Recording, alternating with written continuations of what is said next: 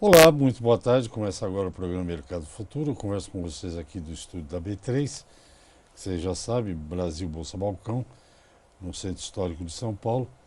E o tema do programa de hoje, eu vou direto ao assunto, porque eu quero aproveitar bem o meu entrevistado, que é uma pessoa que vocês gostam, eu também, e tem muita coisa para nos dizer, ele é bom em muitas coisas.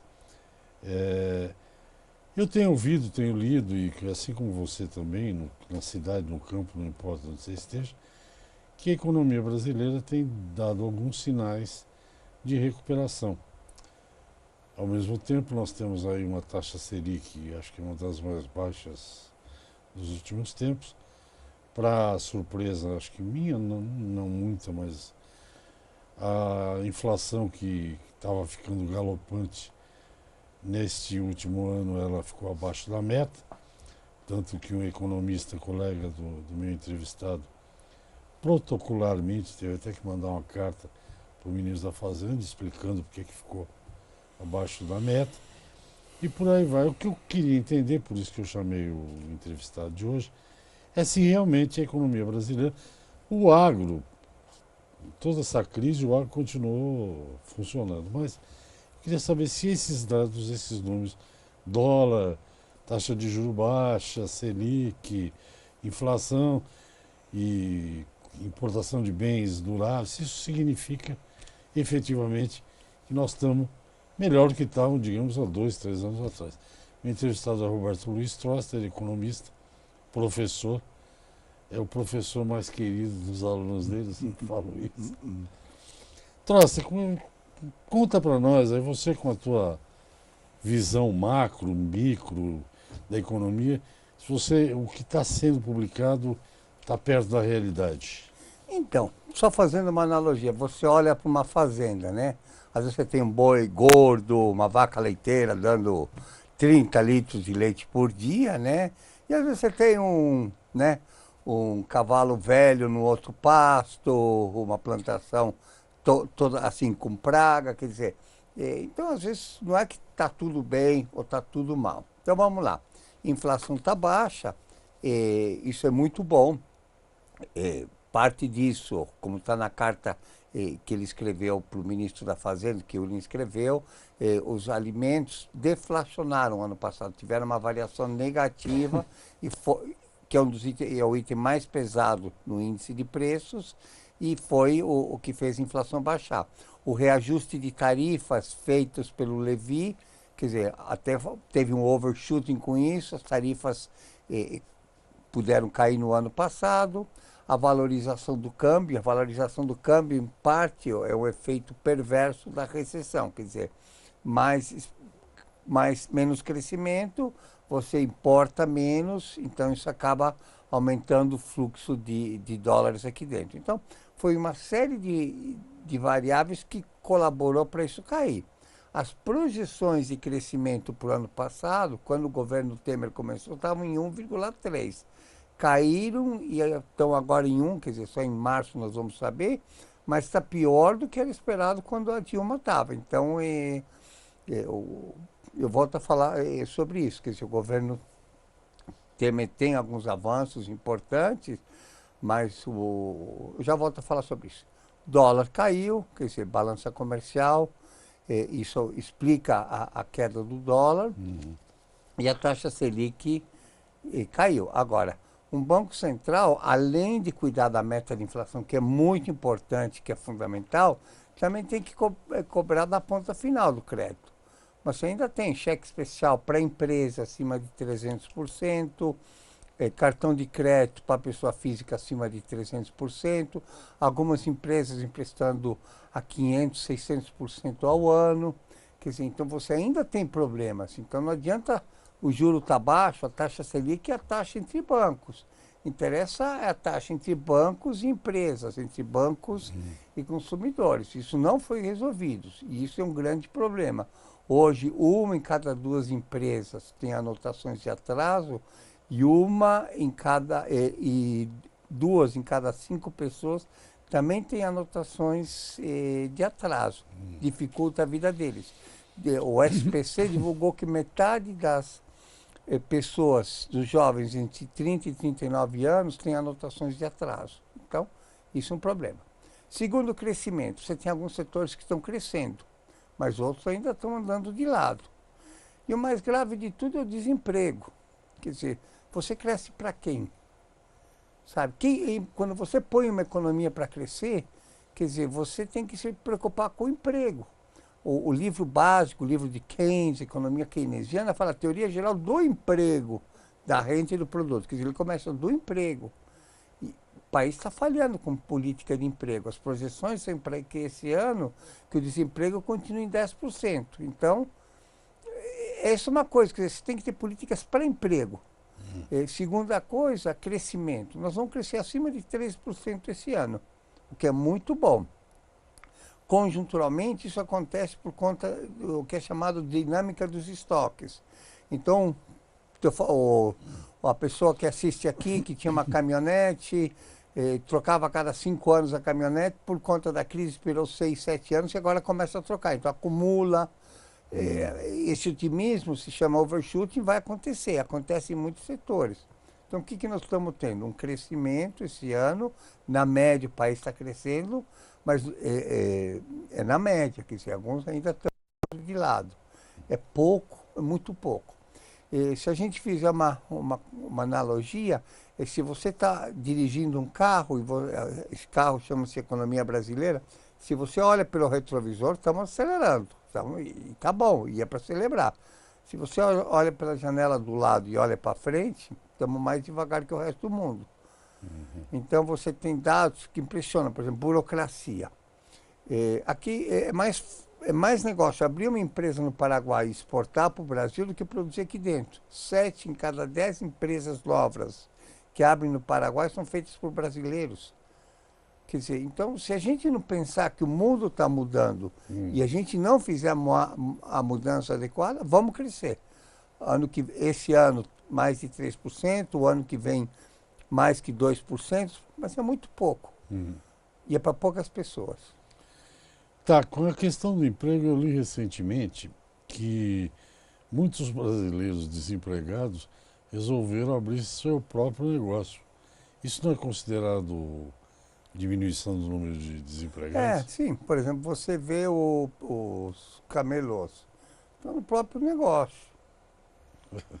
Não, sabe? Você vê, você anda aqui no centro, você vê como isso aumentou. Ou você vê, por exemplo, faxineira, que às vezes precisa contratar. Há 3, 4 anos, o preço, a diária da faxineira era R$ 150. Hoje, por 120 você consegue. Quer dizer, não podemos resolver. O que é uma política de emprego que esse governo nem os outros fizeram? O que é exatamente isso? Por exemplo, você tem dois tipos Por exemplo, dizem que a indústria está alguns setores melhorando um pouquinho e tal. Não é a por indústria que tem que contratar? Vamos por partes. A indústria automobilística está crescendo. Começo de 2016, estava exportando em média 20 e poucos mil carros por mês. Final de 2017, estava exportando mais de 70 mil carros por mês. Quem que aumentou a produção da indústria chama-se Argentina, Macri. Macri fez a economia lá crescer. Você gosta desse Eu gosto muito. Sabe por quê? Não. Porque ele tem um projeto de Argentina, ele tem um projeto de futuro. Não sei se você conhece a história pessoal dele. Eu li alguma coisa, o pai era empresário. Então, o pai dele era um empresário, ele mesmo já tinha assim, um bom capital financeiro, um cara boa pinta. Aí ele estava chegando em casa um dia à noite. Depois do intervalo, eu gosto de parar no suspense assim. Então o Roberto Tross está contando detalhes da vida do Macri, presidente da República Argentina. Vamos ao intervalo e eu volto já já. Ok, estamos de volta. O entrevistado é Roberto Luiz Tross, é economista. E antes do intervalo ele ia contar um detalhe do presidente da Argentina, eu não sei exatamente o que, porque ele não me contou no intervalo, Mas vamos saber o que que é então. Vamos lá, Trost. Então, a Argentina está vivendo uma revolução e o líder dessa revolução chama-se Maurício Macri. Maurício, empresário. Ele era uma pessoa bem-sucedida e filho de um dos empresários mais ricos da Argentina. Diz que ele estava chegando um dia à noite em casa, para uma furgoneta, descem, tiram toda a roupa dele para ver se ele não tinha nenhum transmissor, põem ele num caixão de defunto e levam ele para um sequestro, que ele ficou num quartinho que só desciam as coisas pelo teto. Ficou lá 2 semanas, não sabia se ia continuar vivendo ou não, e saiu de lá decidido a mudar isso. Depois pegaram sequestradores, foi gente da polícia e tudo, Argentina. E o que ele fez? Ele primeiro foi ser presidente do Boca Juniors. Boca Juniors é imagina um clube muito grande na Argentina que fosse Palmeiras e Corinthians juntos. Assim, proporcionalmente é maior lá do que aqui. Ele foi presidente, foi campeão da Libertadores, foi campeão do mundo. Foi até gozado, porque a primeira medida que ele tomou quando foi eleito, fez uma viagem, cumprimentou a Dilma e veio aqui para São Paulo e fez um discurso na Fiesp, fez um almoço na Fiesp e falou até: esta cidade me traz boas recordações, porque ele ganhou a Libertadores aqui. Aí ele foi ser prefeito de Buenos Aires. Buenos Aires é a maior cidade da Argentina e é a capital. É como se fosse juntasse São Paulo, Brasília e Rio de Janeiro numa cidade só. É mais São Paulo e Rio, vai. Mas deixa Brasília. Não, porque é a capital também. É a capital. Aí ele criou uma coisa que eu acho que é genial, que acho que é a grande sacada desse homem. Ele criou um negócio chamado Fundação Pensar. Fundação, né? Pensar de pensar. Começaram a ver o que tinha que fazer na Argentina, o sequenciamento, como fazer a Argentina deslanchar. E aí ele foi eleito presidente, teve depois de 2 anos agora novas eleições legislativas, aumentou a bancada dele, elegeu a governadora da província de Buenos Aires, que é a maior província argentina, que era uma assistente dele. Quer dizer, então ele aos poucos está mostrando para os argentinos e para o mundo que dá para mudar, que dá para fazer melhor, que dá para crescer. O efeito benéfico para o Brasil, eu acho que são 2. O segundo, que a gente falou no bloco anterior, é que aumenta a importação, o Brasil exporta mais carros. Mas o mais importante é que a gente tem que olhar para esse cara e falar: pô, se ele fez lá, nós podemos fazer aqui. E ele não fez nada de diferente que o Xi Jinping está fazendo na China. O que a gente tem que fazer para a China crescer? O que a gente tem que fazer para a China agregar valor? Do que estão fazendo na Índia, sabe? Do que alguns países fazem, falam: ó, o que nós temos que fazer para melhorar emprego, para melhorar a renda, para crescer, quer dizer, não podemos ser reativos, temos que ser proativos, né? Então, isso do ponto de vista macroeconômico, do ponto de vista de desenvolvimento, é a primeira pergunta.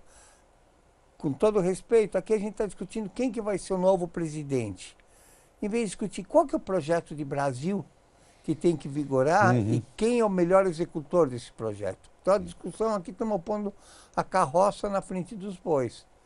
Então, nesse sentido, eu acho que a gente tem que pensar: você tributa muito emprego aqui. Hoje, se você faz uma aplicação financeira, você é isento. Se você pega crédito, você paga um bruta juros. Ou por que o rendimento do trabalho é mais tributado que o rendimento financeiro? Ou a produção, por que a tributação sobre produtos industrializados é mais... Quer dizer, não temos que começar a pensar o Brasil. O Brasil mudou e nós não mudamos as instituições. Aí a pergunta do emprego. O emprego cresce por 4 coisas. A primeira é se a economia cresce. Quanto mais cresce, mais. A segunda, por um fenômeno chamado elasticidade emprego-produto. Quer dizer, quanto que varia o produto, quanto que varia o emprego. Terceiro, isso depende da flexibilidade do mercado de trabalho. E terceiro, quarto, pela sincronização de oferta e demanda de mão de obra. Então, o que acontece no Brasil hoje? Você tem um desemprego conjuntural. Quer dizer, a economia cai, sabe? Tua faxineira que vinha 3 vezes por semana, você fala para mim só 2. Isso é conjuntural, por queda de renda. E outro estrutural, que foi o que motivou a nossa conversa. Né? Você tem hoje o, sei lá, o Uber. O Uber acaba dando emprego para gente que não tem nada, mas acaba tirando clientes dos taxistas, né? O Airbnb, por exemplo, que você aluga casas. O que acontece? Você aumentou a oferta de imóveis, mas tirou demanda dos hotéis. Quer dizer, então você tem que fazer um centro de inteligência vendo primeiro oferta de trabalho, demanda de trabalho, treinamento, começar a juntar essas partes. Segundo, você tem que fazer isso para evitar abuso. Você flexibilizou a legislação trabalhista, que é bom, mas alguém tem que supervisionar se funciona bem. Senão você está criando problemas, abusos, né? Se um cortador de cana numa fazenda, numa cidade ganha, sei lá, não sei quanto ganha ou um motorista de trator ganha tanto, quer dizer, mais ou menos vê quanto ganha na região. Se alguém está ganhando um terço do valor, está sendo explorado. E serve até para os patrões. Estão pagando demais, ó, tem por menos, quer dizer, isso é um mercado eficiente, em que todo mundo vê o que todo mundo está fazendo, né? Isso tem que fazer. Eu quero dois comentários antes do intervalo. Eu li ontem que nesta semana aqui, o Papa Francisco vem ao Chile. Teve até um atentado lá em umas igrejas e tal. Diz que ele já foi em 27 países. Isso é maldade de alguém, né? Não. Já foi a 27 países desde que ele é Papa e não voltou para a Argentina porque ele não gosta muito do Macri e desse pessoal. Só para te provocar isso um pouquinho. E a outra coisa é o seguinte, agora é sério. Eu li também numa página, uma matéria sobre a Argentina, a inflação na Argentina ainda está muito alta. É uma luta que o Macri tá brigando ainda, né? Só para concluir essa... Tá, então vamos lá. Primeiro, o Papa tem muita preocupação que ele seja usado politicamente na Argentina. Todo mundo quer visitar o Papa em Roma, né? O Macri até teve quando foi eleito Sim. lá, mas ele ir para a Argentina agora é para ser usado politicamente. Então, eu acho que ele faz bem não aparecendo lá. Óbvio, todo mundo gostaria que ele fosse, mas uma visita de um Papa tem um propósito. E é de unir o país, não é de separar mais, né? Então, eu acho que, desde o ponto de vista... Ele foi eleito e não voltou mais. Então, eu acho que, do ponto de vista de missão da igreja, eu acho que ele faz bem em não ir. Dizem que vai ir, mas eu acho que a missão do Papa é pastoral para o mundo inteiro, né? Não, ele tem eternidade para ir também, né? É? Ele tem eternidade para ir também, né? Ele tem eternidade para Diz ir. que ele vai na visita ao Chile, ele vai fazer uma oração, acho que ao vivo para os argentinos. Ó. Mas a inflação argentina, Está como é muito que... alto. A Argentina tem muitos problemas, a inflação está alta, acabou um pouquinho abaixo da meta. A meta era 25, acabou 24,5. Mas tem muitos problemas, legislação, judiciário, Congresso, corrupção, quer dizer, todos esses problemas estão sendo resolvidos. Você não resolve eles num dia. Mas sabe, é como se você está com sobrepeso. Se você começa a perder 100 gramas por dia, um quilo a cada 2 semanas, você está no lucro. Não é quanto que você está pesando, mas é Quanto que você está... quanto que, se você está engordando, está emagrecendo. A Argentina está no caminho certo, quer dizer, fazendo analogia, está comendo melhor e está fazendo mais ginástica, está mais saudável. Mas você não pega um dia de ser um obeso sedentário e vira um atleta. Brad Pitt. Vamos ao intervalo. Não dá para mudar o ator Brad Pitt? Da Gary Oldman. Nem sei quem é esse. Esse é o que está fazendo... Não tem um brasileiro? Por que é Brad Pitt? Ah, Rodrigo Santoro. É melhor, põe um brasileiro, por que americano? Ah, porque... Ele faz mais sucesso, o Rodrigo Santoro, Faz que o aquilo Brad lá. Pitt. Então, vamos ao intervalo. Vamos. Nunca se esquecendo que tem aquele ditado que diz que quem foi rei nunca perde a majestade. Não sei se tem esse ditado Tem. na Argentina. A Argentina era um dos 8 mais ricos países do mundo. Então, Se há um país onde se eu resolver passar uns 8, 10 anos sabáticos, eu vou ou para a Argentina ou talvez para, sei lá, o Uruguai, mas acho que eu prefiro a Argentina. Mas vamos ao intervalo, eu volto já já. Ok, eu converso hoje com o Roberto Luiz Toster, já é o nosso último bloco, e ele falou da Argentina, falou do Brasil. Os países aqui da América do Sul, alguns deles, têm problemas tipo crônicos, né? Por exemplo, o Brasil, esse ano, eu estou comentando isso a semana inteira, esse ano, por exemplo, agora, na próxima semana, dia 24, tem o julgamento de segunda instância do ex-presidente brasileiro, que está se transformando na maior. Eu acho uma coisa muito mais errada do que. Não tem que pressionar juiz. Que história é essa de pressionar juiz? Depois tem o carnaval. Depois do carnaval, março, abril, tem as chapas presidenciais, vão estar aí os candidatos. Em junho, todos de olho na Rússia, tem Copa do Mundo. Depois tem eleição, primeiro turno, segundo turno. Portanto, você acha que é uma loucura eu dizer para o meu telespectador feliz 2019, não? Não, eu acho que não. Eu acho que, assim, primeiro, eu acho que futuro a gente constrói, não é que a gente planeja. Então, vamos por partes. 24 de janeiro, o julgamento do Lula. Quer dizer, primeiro, eu acho que, assim, estão dando uma dimensão maior que o evento tem. Condenado ou não, ele pode pedir recursos, etc., né, antes que saia a sentença. Então, isso, aparentemente, pelo que eu vi, ele consegue protelar e se candidatar. Então, não é um evento definitivo. Então, é mais um evento, mais um ato político, querem mostrar força, esse tipo de coisa, mas não trabalho. Carnaval, a gente pode olhar com dois cristais, né? Um é ver que o Brasil para sexta tarde, né? Sábado, domingo, segunda e terça e metade de quarto. Segundo, mostra a capacidade. Um evento amador, que são as escolas de samba, faz uma coreografia que nenhum outro país do mundo faz, nem a Argentina faz. Quer dizer, o carnaval brasileiro supera o carnaval dos diversos países europeus, né? Não tem coisa. E outras festas populares. Então mostra como a gente consegue se organizar, ser criativo, fazer tudo muito bem. Então eu acho que a gente tem que se espelhar no carnaval no que ele tem de bom e usar essa mesma energia para fazer o futuro do Brasil. Aí Copa do Mundo, bom, vai da Argentina, então não tem muita surpresa, né? O que vai ganhar a Argentina? Que time você torce na Argentina? Boca Juniors. Você não era do Boca. Sempre fui do Boca. Não, você falou um outro time. Bom, mas tudo bem. Não, sempre O Boca fui. não é aquele que tem o bairro inteiro? Não, o país inteiro. Metade mais um é o apelido dele. Metade mais um. É, mas não tem um bairro chamado Boca? Vem da Boca.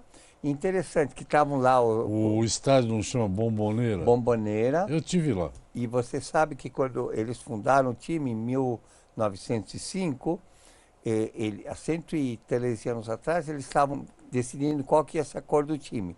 E falaram, vai ser a cor da bandeira do próximo navio que entrar. E aí entrou um navio sueco e a cor é azul e amarelo e essa cor do Boca até hoje. Ah, é mesmo, não sabia que era isso. Que bela história. Próximo navio que chegou no porto do Rio do Prata. E aí é um time assim. Mas voltando, eu acho. Então a Copa está decidida, é a Argentina. Já está, é a Argentina, acho que não tenho dúvida disso. Né? Tá. Tem gente aqui que duvida, mas tudo bem. Bom, depois tem eleição, que também é importante. Eu acho que na eleição, se vai ser um fator de tensão, é como que a gente encara a eleição. Tá todo mundo tão cansado, tão frustrado com a realidade, que quer mudanças. Então, isso pode ser uma surpresa positiva para o Brasil. Pode. Diz que você só muda, por exemplo, quando você está frustrado. Se eu estou frustrado, se eu estou feliz com minha barriguinha, não vai acontecer nada. Mas se eu estou frustrado com ela, eu vou comer menos, fazer mais ginástica para ver se eu me livro dela. E eu acho que isso que está acontecendo com o Brasil. O Brasil está frustrado com os políticos, está frustrado com as políticas. Então, o Brasil quer mudança. Então, pode ser em vez de tensão, um momento bom. Eu acho também, a única coisa, por exemplo, você falou de como a gente vota, o que a gente quer. Eu estou absolutamente convencido, ouvindo os políticos aí, que as pessoas odeiam, que já não aguentam mais, lendo. Eu estou convencido que algumas das reformas que esse governo está tentando fazer, ou já fez, são realmente necessárias. Então, o perfil do candidato que eu vou procurar, quando tiver os nomes aí, por enquanto tem um doido de direita e um doido de esquerda. Nenhum dos dois me interessa. Então, tão forte eu não tenho candidato. Se tiver o perfil que eu vou procurar é alguém que fale, que se comprometa, se é que isso é possível, que vai fazer exatamente como se abre o programa, que tem muita coisa indo bem, muita coisa indo mal, e que nós temos que reformar essas coisas que estão indo mal. Não é a coisa mais simples do mundo. Não é isso que tem. É Porque simples. falar que vai dar comida e casa de graça para todo mundo, eu sei que o Brasil não tem dinheiro para isso. E falar que que bandido bom é bandido morto, também não vai resolver nada. É verdade. Não é isso? É um pouquinho de senso comum está faltando. Eu acho que o maior erro da política econômica brasileira foi ter mudado a capital para Brasília. Eles estão tão também acho. longe da realidade do país que não sabem o que tem que ser feito, né? Então eu acho que começar a pensar o Brasil, o que é bom para o Brasil, vai ser a melhor coisa. Já é alguma coisa. Enquanto isso, a gente vai para Sapucaí, né? Você vai desfiar de baiana? Eu nunca fui na Sapucaí. Então vai lá, se desfila de baiana. De branco, assim? Nosso tempo acabou. Gente, muito obrigado. Gostei Obrigado da conversa, pelo gostei do convite. que eu ouvi. Obrigado. E Eu é gostei sempre- muito de ver. É sempre um prazer ver você e é sempre um prazer assistir você. Eu quero te dizer que o livro que você me deu no aniversário, que você veio aqui, do Dr. Drauzio Varela, é muito interessante. Já li Eu tudo. gosto muito dele, ele escreve coisas muito boas. interessante. E eu estou acabando um. Quando acabar, eu te dou um. O livro? É. Dele também? Não, meu. Ah, seu, claro. Você me convidou para um curso, mas eu não tive como ir. Mas no próximo, quem sabe. Obrigado, Troce. Até a próxima Até a oportunidade. próxima. Feliz Gente, 2018 para todo mundo. para todo mundo. Até o próximo programa. Tchau, tchau para vocês.